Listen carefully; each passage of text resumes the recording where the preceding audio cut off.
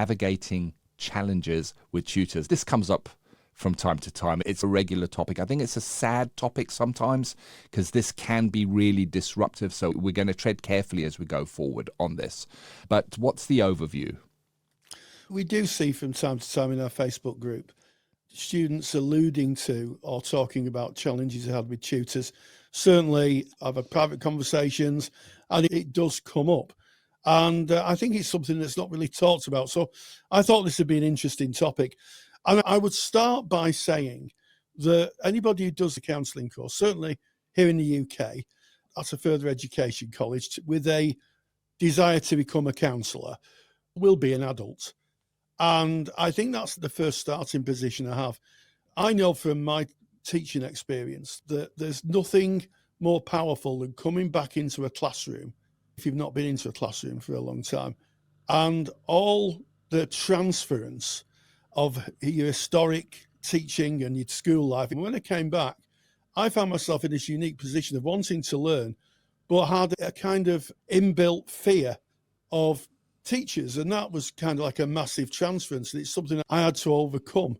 And I think that can be a challenge. I'm not saying that it's all the students' fault, but I'm saying that if you're having a difficulty, it's worth exploring that aspect. What was your schooling like? And if your schooling was pretty bad and your relationship with teachers was pretty bad, then it might be that transfers into your interaction with your tutors. However, there are stories I've heard of tutors being less than professional with their students. And as and yourself, Ken, always used to say, we always believed that our students were colleagues in training. We always treated them as colleagues.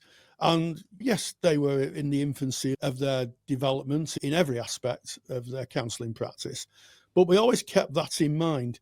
And I think sometimes from some of the conversations I've had, there's a bit of an unhealthy power dynamic that is sometimes generated by tutors. Not all. There's lots of great tutors out there, but some. And I think that's probably worth a conversation today, Ken. Yeah, very much. There's the spiky end to this topic. I mean, we see students posting in the Facebook group that they've been abandoned, that the tutor just leaves mid-term, and that can be seen as a challenge because they're no longer there anymore. What do you do? We can manage the things that we can manage. We can change the things that we can change. There are things outside of our power. And you spoke about what comes up within. You might have a challenge with your tutor, and that's something that's coming up in you, and it may be transferential. And a great place to work with that, if you are in placement, is with your supervisor. If you've done placement supervision, you've undoubtedly heard student placement counsellors speaking about their course or their tutors or other people on the training, because it's a natural thing, isn't it? Put any people in an office, there's going to be frustration at some levels. But there are times where we can work within ourselves, and we'll get there in a moment.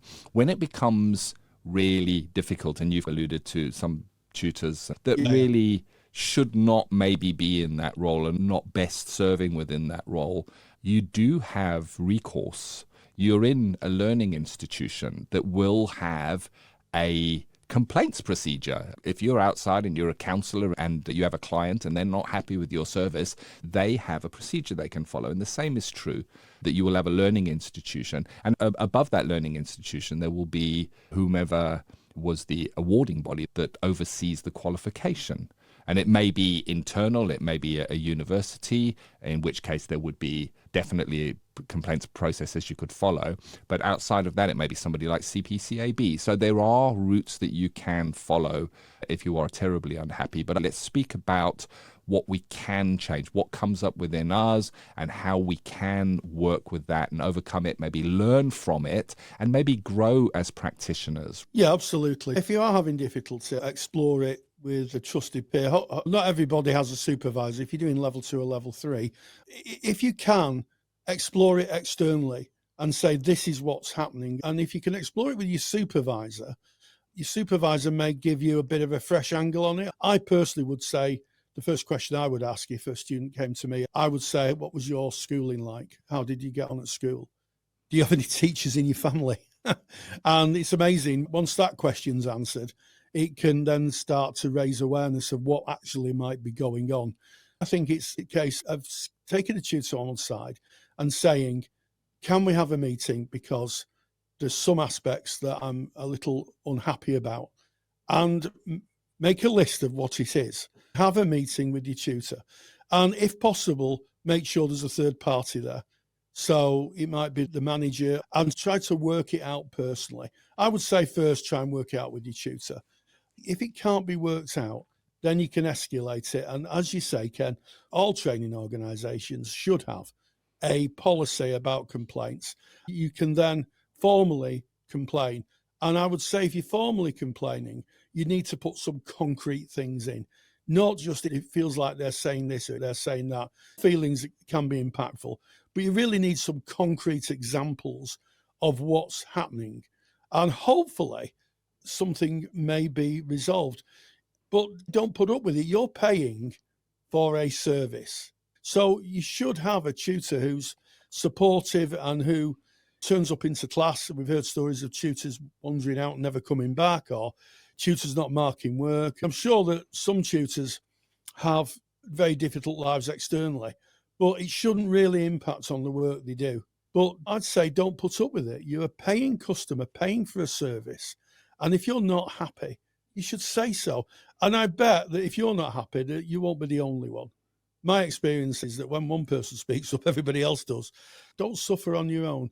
Speak with the tutor first. If you can't get resolution, go to complaints and then sit it out. And it might be that in some situations, the reality is that you might have to change courses and find another tutor. I've known people who have not gone on with the learning institution they started with because they've had a conflict with tutors, gone to another learning institution, and it's been fine. So take the power and control into your own hands is what I'd say. Yeah, and what's interesting here, I think most counselling tutors, certainly the ones I've met and come into contact with, have become counselling tutors because they want to make a difference in this world. We say never judge unless you've walked in someone's shoes. And Rory and I have both walked in the shoes of a counselling tutor. We've both tutored counselling.